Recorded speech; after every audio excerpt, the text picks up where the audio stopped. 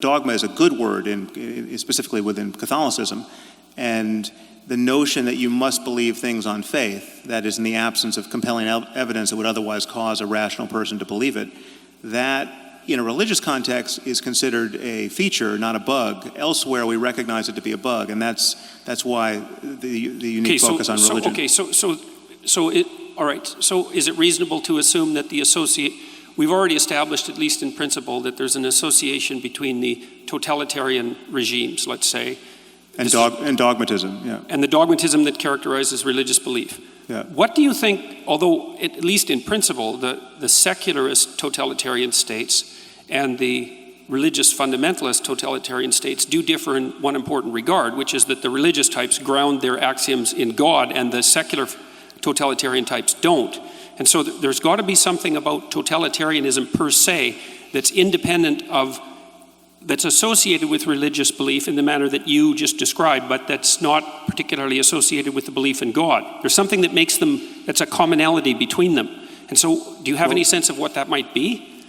Well, I think one has to acknowledge that there's something uniquely pernicious, at least potentially, about religious beliefs, because they have the otherworldly variable, the supernatural variable, you're going to get everything you want after you die, so this life doesn't matter issue.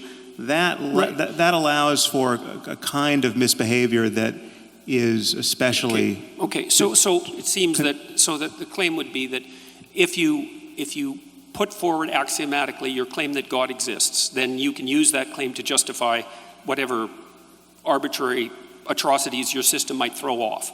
Yeah, I guess the only point I was making there is that not all dogmas are created equal. I mean, some dogmas are on their face more dangerous and more divisive. But what I'm curious about specifically is, because it seems to me that the dogmas of the USSR and the dogmas of Nazi Germany were as pernicious as any religious dogmas, and they may also share important features with pernicious religious dogmas, but it isn't clear to me from your perspective what those commonalities would be.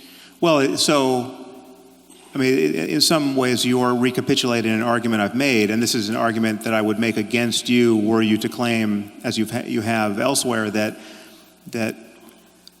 atheism is responsible for the greatest atrocities of the 20th century. The idea that Stalinism and Nazism and fascism were expressions of atheism simply doesn't make any sense. I mean, in the case of fascism and Nazism, it doesn't make any sense because the fascists and the Nazis, by and large, were not even atheists. I mean, Hitler wasn't an atheist, and he was talking about executing a divine plan, and he got lots of support from the churches, and the Vatican did nothing to stop him, and fascism, as you know, coexisted quite happily with Catholicism in Croatia and Portugal and Spain and Italy.